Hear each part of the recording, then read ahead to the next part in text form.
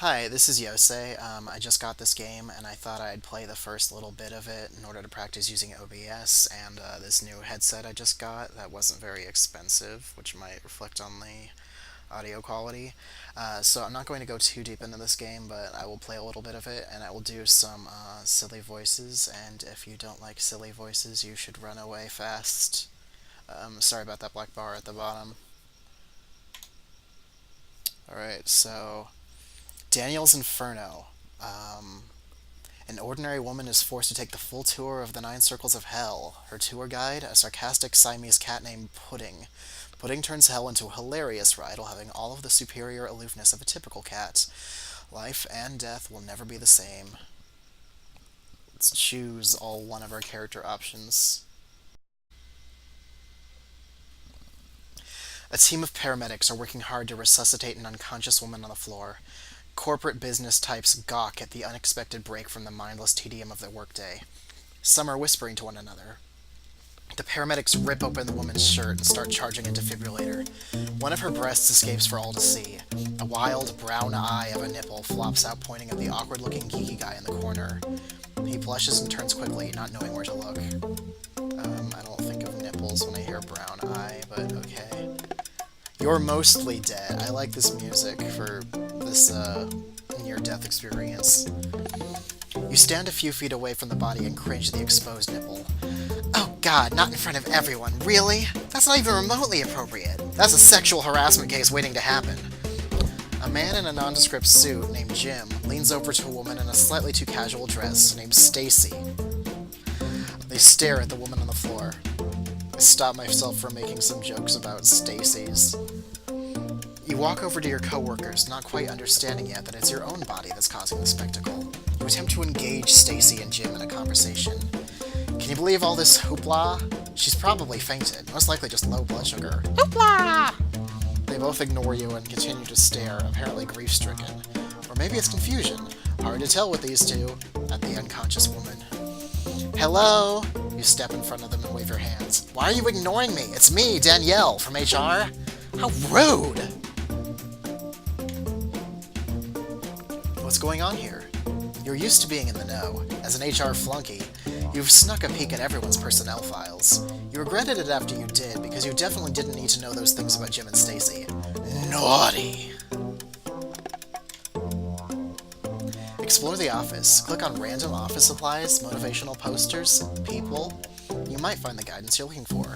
If you get stuck, you can click on your notebook in the bottom left corner, and click on the Notes button. This will show you what you need to do to advance the story, and can also give you hints if you need them.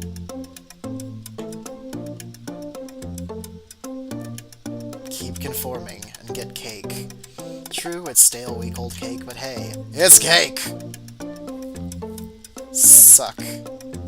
There's no I in you suck. Employee Handbook, Section 23, page 235, Personnel Evaluations. Hang in there, baby. It only feels like forever. Schrodinger Capital. Are you alive or dead? Both? Only we know for sure. Have a nice day. Monkey. Remember, monkeys can replace you. And they will work for bananas and still do a better job.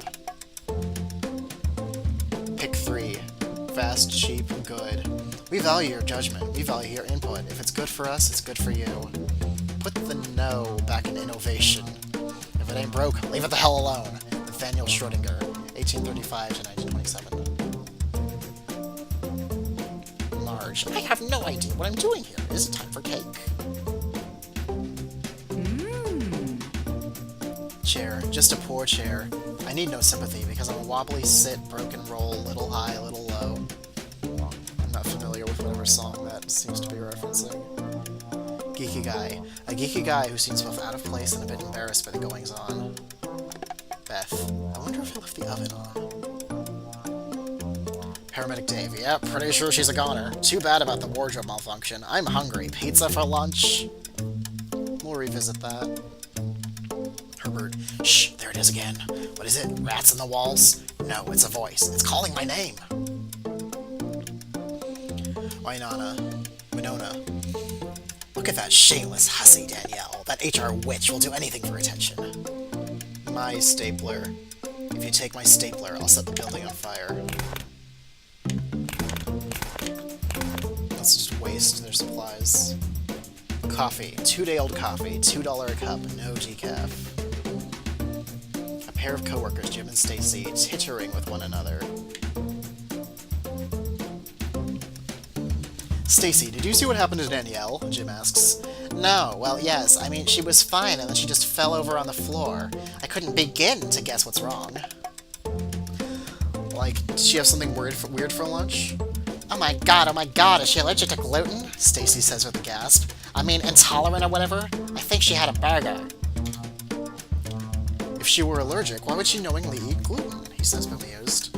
My best friend's sister's boyfriend's brother's girlfriend heard from this guy who knew this kid, who was going with this girl, who saw her father's accountant out at the bakery one morning, and then all of a sudden, bam!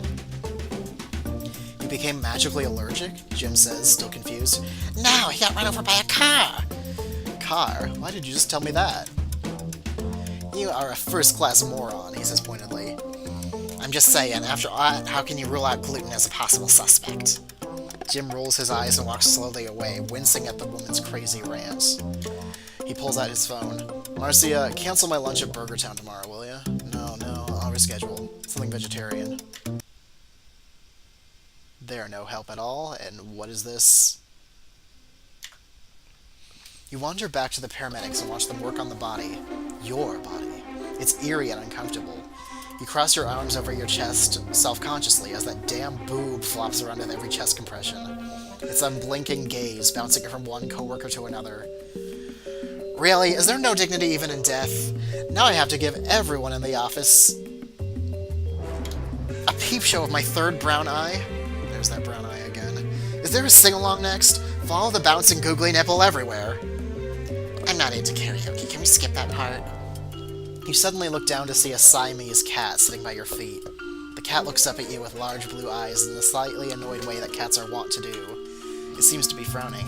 You can see me? Here, kitty. If you ever feel like you're missing something or you're unsure how to proceed, then try clicking on your spirit animal. I've been told that term is insensitive to certain cultural groups, so I start calling them totem animals. What? Petty? How dare you cast such aspersions at me? I'm gonna put off talking to it. I want to bug the... No. A talking cat just approached the spirit of your dying body. You're asking if I can see you? Well, yes. I'm looking at you, aren't I? You nod slowly, confused. Then I can see you, moron. Okay, then what are you? Some ghost cat? Because I'm obviously dead. Yeah, okay, not to get too technical, you're only mostly dead. Mostly. Are you saying that I'm simultaneously both alive and dead? What are you? Why are you here? The cat yawns and stretches in a fluid motion of disregard. She shuts her eyes and scratches the back of one ear with a sudden obsessive need. I'm here because I'm like your spirit animal guide or something. Close enough, anyway. I can tell this cat doesn't concern itself with political correctness. You're my spirit animal? Seriously? Don't most people get angels? Beggars can't be choosers, but yeah, sure, spirit animal, why not? After pausing to check on how the paramedics are doing, you turn back to the cat. Please forgive me if I look somewhat skeptical. This is all a bit weird. You're forgiven. How do I know this isn't some kind of prank? No lots of talking cats, do you? Are you here to take me to heaven? Wait a second. Is there a heaven? Good lord, do you hear yourself? What kind of parents did you have? Were you born in a barn and then raised by Shetland ponies? Talking cat tells you she's your spirit animal and all your manners just run out the door? I have a name, you know. Care to ask what it is? I'm sorry, where are my manners? What's your name? Good, the cat says with a mouthful of toe. Pardon? The Siamese cat spits out a bit of toenail and sneezes. She licks her lips and rubs her nose with her paw. Puddin'. My name is Puddin'. You stare at the cat for a moment without knowing what to say. Pudding looks back up at you with cat scorn. You're telling me that my spirit animal is a bitchy Siamese cat named Pudding? What were you expecting? Something else? Plato? Socrates? Virgil? I don't have a lot to work with here. Hey, don't blame me. I am merely the physical manifestation of your own psychic subconscious energy. Seems to me that makes you the indifferent, bitchy type. Okay, psychic manifestation. Pudding the cat. What's next? Is it heaven or hell for me? The cat scoffs and blinks her eyes. Neither, if it wasn't obvious. Haven't you seen The Princess Bride? Like I said before, you are only mostly dead. It's up to you to decide what happens afterward. I am merely your guide. We're losing her, a paramedic says. Two paramedics begin to work more feverishly than before. You frown at the stillness of your mostly dead body. Is there any chance you could say, make me more alive than mostly dead? Looks like we don't have much time. Hold on a sec, Pudding says. Pudding rubs herself along the arms of the paramedics while stepping over your body. Everything begins to hum. Every being that Pudding touches slows to a crawl. Vibrations infect the scene, and everyone and everything slows to a stop. The world wobbles in stillness. Then the color drains from everything and gets blurry. Except for the cat. The cat is crystal clear. There, now we have plenty of time. And to answer your question, nope. What? How did you do that? It is what it is. There are some things in heaven and earth. Nah, that's not the question. It'll only get more confusing. Now, come on. We have to get the show on the road. Pudding walks over and nudges you to turn around. You finally turn around. But it takes a lot of hissing and frustrated headbutting to your knee on the cat's part. What do you mean? Where are we going?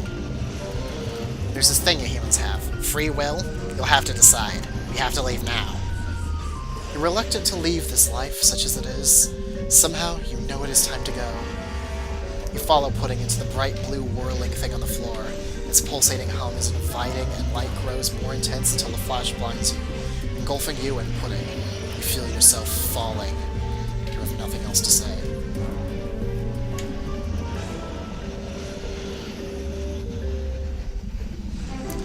So I saw this game on Liana K's Twitch channel. I've sort of copied the cat voice from her because after hearing her do that for 3 hours, I don't think there's any other way I could have done the cat. I guess we'll go down this portal and then I'll call it. And I'll link to her Twitch and you can see if it's still there.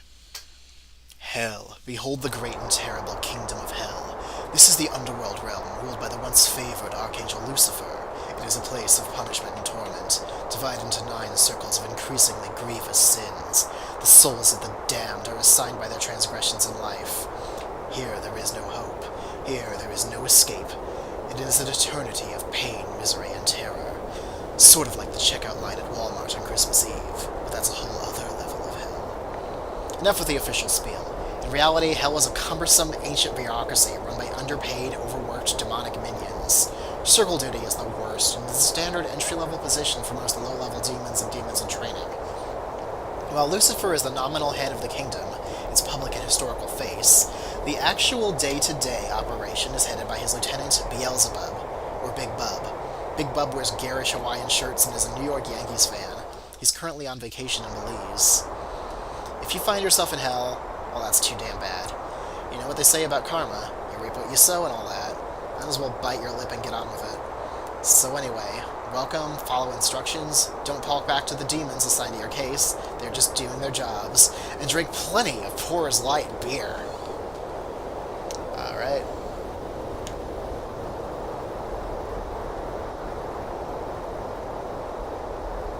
And, if you want to see what's going on in the limbo, you can... No, wait a minute, I need to see this. A giant litter box surrounded by water, inhabited by 10,000 abandoned cats. You'd be pissed too. Is that where Pudding was sentenced to pay for her sins? Yeah, that's a good note. So this is my little practice. I guess I'll see if I went well when I edit it, and if it went decent, I guess you'll see it. Bye.